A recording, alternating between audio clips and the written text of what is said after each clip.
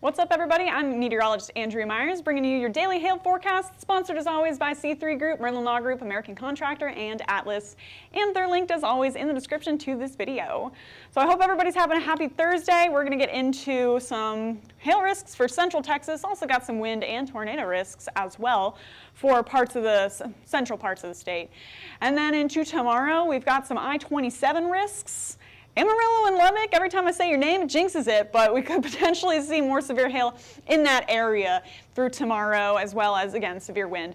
And then for the Northeast, we've got some tropical storm watches and hurricane watches in effect already, and Lee is turning up that way. So we're going to take a look at that and then come back tomorrow if you're along the Northeast, because we're going to update more on specifics going into the weekend for like rainfall amounts and wind speeds, etc.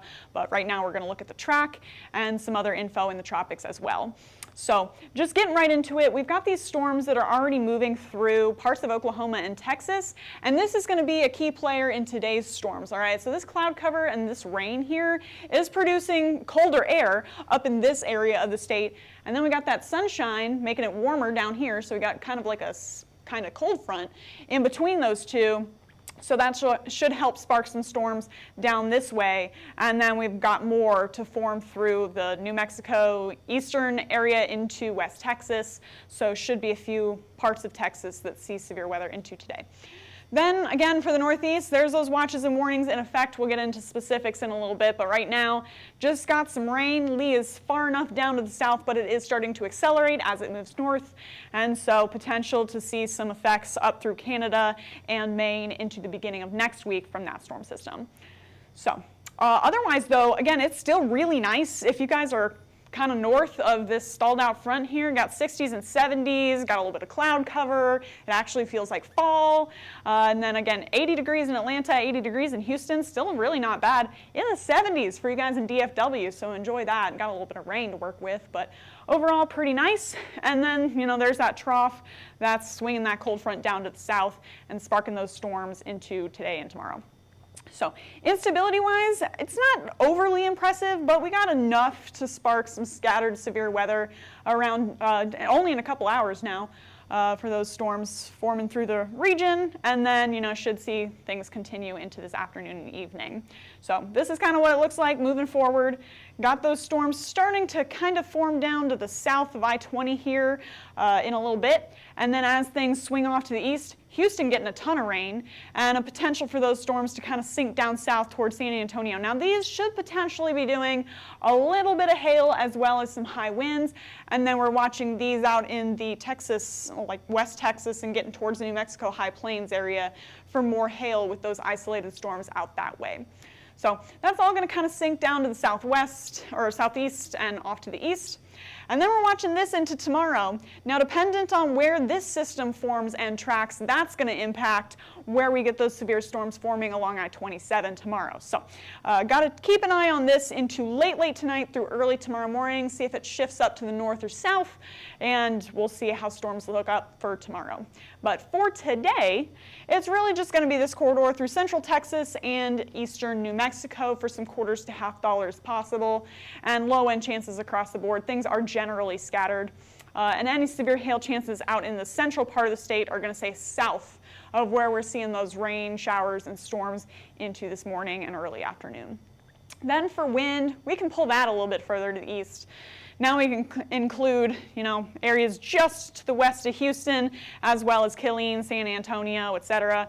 All the way westward into Tucumcari could potentially see some severe wind in today. That's 60-mile-an-hour wind gusts or higher, and that should be pretty sporadic, just like the hail, so low-end chances for you guys as well.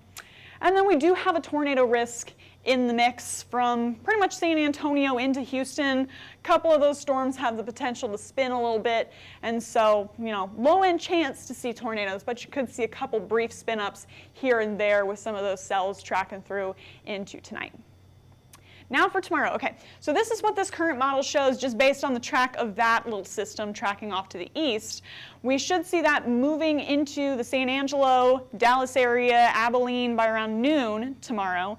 Then as that shifts down to the southwest, we got more storms around 5 p.m. now popping up along eastern New Mexico and just south of San Angelo, Midland, Odessa area. Any of those could potentially be doing some larger hail than what we're going to see today, so maybe some ping pong golf ball size stones. Then as they track east, we'll see them kind of get messier and then start to taper off a little bit into the overnight, and should be waking up to a quieter morning for your Saturday than we've seen for the last couple of days. So got some orange on the map for you guys into your Friday. And again, the risk is going to run from Tucumcari now down into Del Rio for tomorrow, with the chance for the largest hail being where things initially form at around 5 p.m. So, and we'll update you guys if, again, that system shifts and then we get a shift in our map here. Come back tomorrow at noon and we'll let you guys know more. But for now, leaving everybody in a low end. So now where can you roof? All right, so it's really nice across, we looked at it a second ago, really nice across most of the nation, but now if you're in Texas, what you're dealing with is a little bit of rain and that cloud cover. 78 degrees in Texas, only 4-mile-an-hour winds, so it looks nice on our little dial here, but then you're dealing with that rain down there. Same with parts of the southeast, but really if you're north of like the Tennessee Valley and the Central Plains, you're good to go for this afternoon. Into tomorrow, we're gonna have a second front that's tracking through the Central Plains, and that could mess with y'all's plans a little bit for some rain showers, as well as that system that's tracking through Dallas, Abilene, like we kind of talked about earlier. But temperature-wise, it's really nice. So you're going to have to kind of be touch and go with rain showers to work with today into tomorrow for a lot of the areas down south. But if you're in like the whole Ohio Valley pretty much and parts of the Central Plains, it should be easier to kind of plan your roofing around that rain for the next 48 hours. So that's what we kind of got on the board here for your roofing plans. Here's your extended rain outlook. Now this is into next week, so this is the 19th through the 23rd. But a good chunk of the nation, and a good chunk of the nation that's had really bad drought lately, is going to see a chance to have more rain than they would on average for this time of year. So that's some good news for us in the Central Plains. Could potentially be getting a little bit more rain into next week. Temperature-wise, though, not really any shock. I think for a lot of us in the plains, we're used to that heat, but got a chance to be a little bit warmer than average through pretty much the whole central part of the U.S. And then out east, it's going to be near normal, maybe a little bit cooler out west for next week. So hopefully that's some good news for you guys in the west, where your temperatures have been a little hotter than normal this week. So now just jumping into the tropics, and then I'll let you be for your Thursday. But we got Margot that's still remaining in the central Atlantic. Not looking overly impressive here. The whole southwest side of the storm kind of fell apart, but it's doing its best.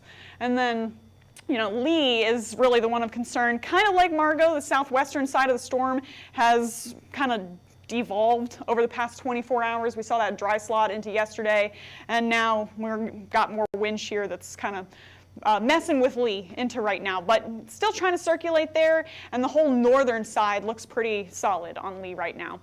And then that whole disturbance out east, it's working on getting itself together. Hasn't really done much yet, but it's doing its best again. So in the central Atlantic, this area should potentially become our next disturbance. So looking at that, it does have a 90% chance of development over the next 48 hours and the next 7 days to produce the next tropical depression, and it's tracking very slowly off to the west-northwest. So we'll see what this does into tomorrow and then through the weekend, see if it can try to organize itself a little better. But for Lee, right now, I was doing 100 miles an hour this morning, dropped down since to 90. It's quickly weakening. It's moving into cooler waters, and it's starting to battle more wind shear, as we're already seeing on that satellite. But as it continues up to the north, we should see it dropping wind speeds even more by Friday to 80 miles an hour. And then once it makes its way up towards the coastline, only doing 65. Now that is still severe. So again, severe limits for wind start at 58 miles an hour technically, but we'll just round it to 60. And then, so as it's moving up the coast, it has the potential to blow things around. And again, it will be a pretty large storm as it tracks that way, just spatially. But again, it's going to move up towards Halifax, towards Nova Scotia, towards Maine by Saturday evening into Sunday morning. And so we could potentially see some high winds and possible storm surge from that. And then it should finish making its track up through Canada and out into the North Atlantic through Monday. So if you guys are in that track, again, come back tomorrow at noon and we'll let you guys know what your rainfall totals look like, what wind speeds, etc., are looking like for the coast.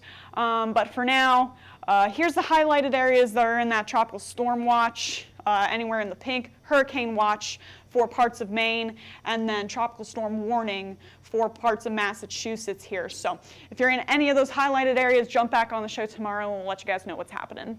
So you guys can follow us if you'd like on YouTube, Facebook, Instagram, Twitter, and TikTok. You can hit See First on Facebook so you never miss a live video.